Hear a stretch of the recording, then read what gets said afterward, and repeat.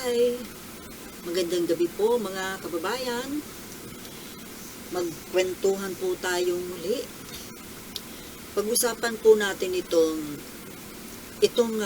general vlogger, retired general na nagbablog. Itong pong si General Macanas. Na-content ko na siya about 2 days ago. Itong ginagawa niya kasing pagpatol doon sa controversial Polvoron video na halata namang walang katotohanan, pero patuloy pa rin niyang kinukontent. And then ngayon naman yung tungkol sa destabilization na idinamay na niya po itong dalawang mataas na opisyal natin, yung PNP chief na si General Benjamin Acorda, tapos si General Browner ng AFP. Naglagay pa siya ng picture ng dalawa. Bali, 4 sila, si Macanas, si PBBM, at saka yung dalawang general na isinasangkot niya, na kesyo kinakausap daw nitong dalawang generals na ito si Pangulong Marcos na bumaba na sa pwesto. So ang ibig sabihin itong dalawang generals kasangkot doon sa pagpapababa sa Pangulo natin. Na yun naman pala wala namang katotohanan.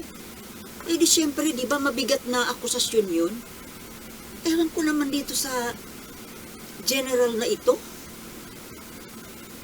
Di ba, dati kang general, military, alam mo dapat yung mga responsibilities ng isang, ng kahit sino man, lalo pa kung ikaw ay mismo dating militar, ikaw ay militar. Bakit hindi niya alam ito? Na yung kasi nagpagamit dito sa mga vlogger na wala naman dito sa Pilipinas. 'Di ba itong vloggers na hindi naman Pilipino na? Mga foreigner na po ito. Kasi nga hindi na sila Filipino citizen. Itong si Maharlika at saka yung nasa Canada si Bagong Lipunan.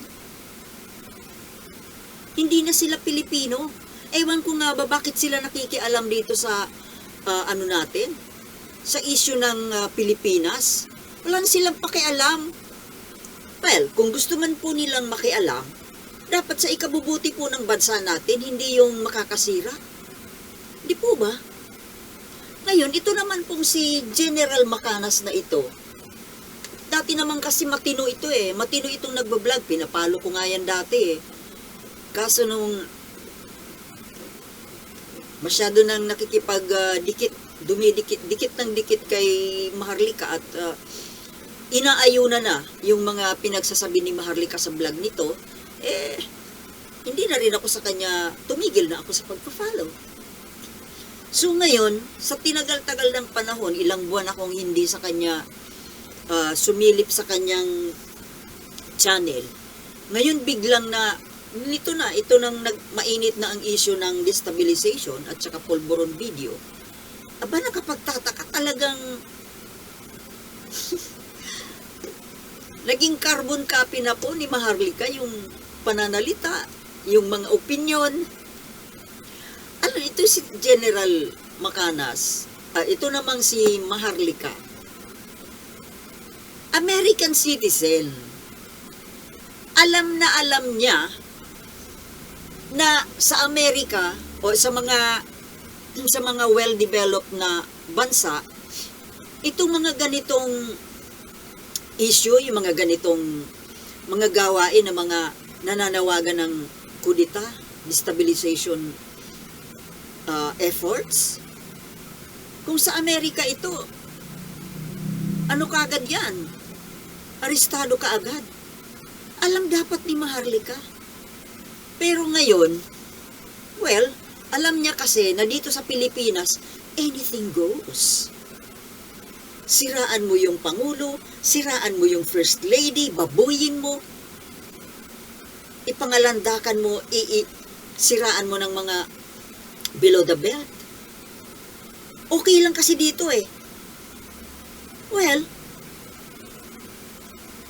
dito sa Pilipinas kasi, sa ngayon, itong mag-asawang Marcos, ito lang po sa lahat na Pilipino na nakikita natin sa ngayon na kahit gaano ng paninira ang tinatanggap, nagsasawalang kibulang. Di ba dito po sa Pilipinas, sanay tayo sa mga nagdedemandahan, lalo sa mga celebrities, sa ibang mga politiko, mga sikat na tao, mga artista. Konting kibot lang, isang salita lang na medyo napitik yung kanilang pagkatao, demanda ka agad. Ewan ko dito sa first couple kung bakit hinahayaan nila to. Na sobra na. Ngayon ito si Maharlika, alam naman niya na kung sa Amerika, hindi yan pwede. American citizen siya. Porque kasi alam niya na dito sa atin sa Pilipinas, maluwag. Actually, hindi eh. Sabi ko nga, sila lang. Ngayon lang nangyari ito na sa sobrang paninira, hindi siya pinapansin. Kasi kung ibang tao yan, ibang celebrity yan, katakot-takot na demanda na yan, abutin yan. Ewan ko ba dito sa first couple natin, ba't hinahayaan lang yan? Now, balik tayo kay Macanas, no? Na nakakatawa itong si General Macanas, sa tanda-tanda na nito, nagpapakinig sa isang lukaret na foreigner. Diba, si Maharlika parang lukaret. Lukaret na rin ito si General Macanas eh.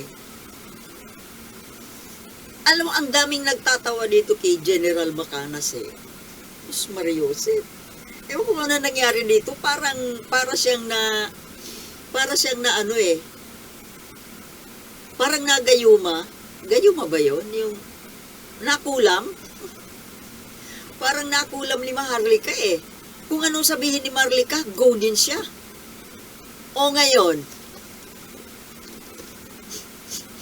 nung mga nakaraan, ang sinisiraan niya dahil dito sa Kesyo Pulburon video, ang sinisira niya nila itong mga minions ni Maharlika, ang sinisiraan nila ay si Bongbong Marcos, Pangulo natin. Walang ginagawa. Wala lang, hinahayaan lang. Pero ngayon, isang content lang ni Macanas na ang tinira niya ay yung PNP chief. Oh. Ano ngayon? O di ba? Kailan ito lumabas? Sabado yata. Inabutan kasi ng kumbaga holiday vacation pa nun eh. Nung ito na nga, bumalik na sa normal yung natin, yung mga working days. Kahapon mismo. Kahapon sa kanilang regular tawag dito,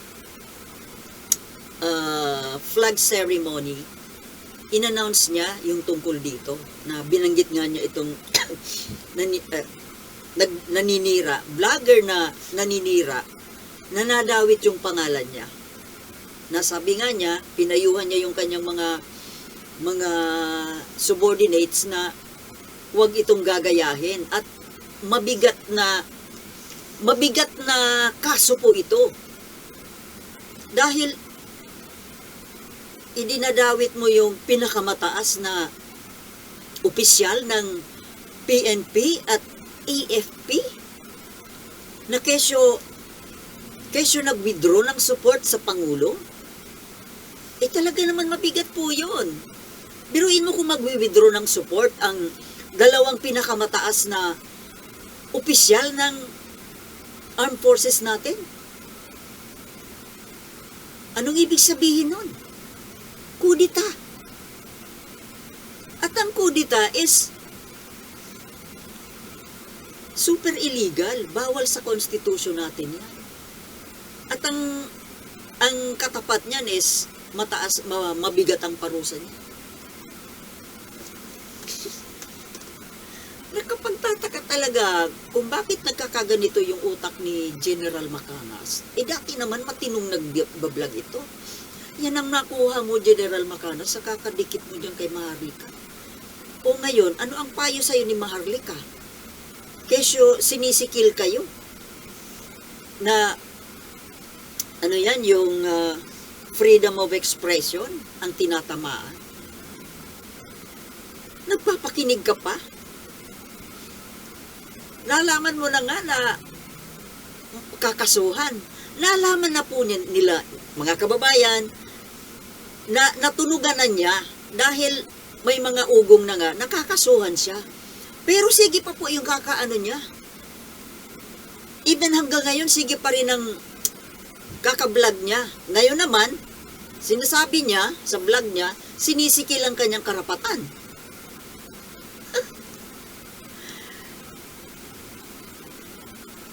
Nakapagtataka kung bakit nagkaganito ang utak nito ni... Nagmumukha po siyang tanga. Sorry, pero nagmumukhang tanga. Sa tanda niyang ito, maputi na ang buhok. Tapos ganyan ka, ganda ang kanyang titulo. General. Retired general. Tapos ngayon makakasuhan ng sedition at saka cyber libel sa pagpi-fake news. Di ba nakakatawa? Di ba katangahan yun? My goodness. At kapag ito ay, pag siya talaga ay tinuluyan, dahil ifinail na po ni General Acorda yung kaso, kahapon mismo. Siyempre alam na niya ni Macanas. Ewan ko ano nga ang niya ngayon. Parang binabaliwala Para pong tingin ko parang chicken lang sa kanila. Binabaliwala lang nila itong mga ginagawa nilang ito. Hindi na nakontento ang grupong ito. Mga ano to mga Duterte supporters ito Ngayon, itinanggi ni, di ba doon sa ginawang press conference ni ex-President Duterte na tinanggi niya na wala siyang kinalaman. Ngayon parang ang akala natin nagsisisi yung mga Duterte vloggers na ito or napahiya. Pero wala po, parang wa-effect. Wala lang. Tuloy-tuloy lang sila sa kanilang pagbablog na parang wala lang, walang nangyari. Move on lang. Akala ko pa naman matatakot sila. Dahil dito sa may masasampulan na nga na kaano nila, kagrupo. O ngayon, ang sabi po ni General Acorda, hindi lang si Macanas, pati yung si madadamay. Pero sample mo, ito pa lang muna ang, kumbaga, sample. Nasampulan. Sabi ko na noon pa nakikinikinit ako na itong si General Macanas ang unang masasampulan. Napaka-confident sa kanyang pagbablog na talaga naman. Ipagpasensya natin yung mga ordinary vloggers, kagaya ko, ordinaryo, walang ganyan na may titulo na dating military, general. Tapos, ganito ka careless ang pananalita, ang bibig. Tapos, ayan. Ako nga kagaya nung 2 beses na akong issue ng kwan. Mayroon akong dalawang video na ayaw i-publish ng YouTube kasi mayroon daw ad suitability issue. Yung tungkol po yun sa yung panawagan ni Harry Roque kay PBBM na magpa-drug test. Doon kasi sa thumbnail ko, nilagay ko panawagan ni Harry Roque na nawagan kay PBBM na magpa-drug test. Sabi ko, baka ito? Lahat na word na drug test, doon sa title, sa description, doon sa tags, tinanggal ko po lahat yung mga words na drugs. Pero ganun pa rin, ayaw pa rin tanggapin, ayaw i-publish. Kung ipipilit ko na i-publish, hindi siya monetized, okay lang naman sana, kahit na hindi ba monetized, total isang video lang naman yun.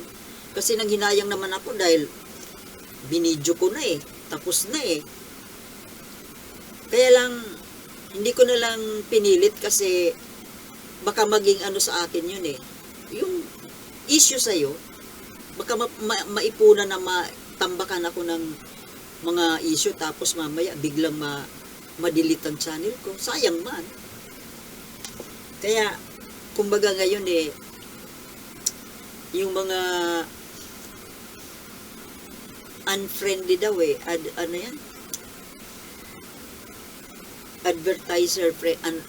advertiser friendly dapat. Ewan. Kaya pero ito pong mga vloggers na ito, si Maharlika, yung ibang mga vloggers na nagmumura sa video nila, bakit hindi sila nai-issue? Yung sa akin nga, binura ko na, dinilit ko na yung mga, kasi tiningnan ko doon sa loob ng, sa rules, na yung tungkol sa drugs, kaya yung pagbanggit ng drugs tinanggal ko. Pero ganun pa rin. Ewan ko. Ngayon, ito nga pong si General Macanas na ewan ko kung kailan ito kumbaga, kahapon pa lang i-file yung kaso. Baka matatagalan pa.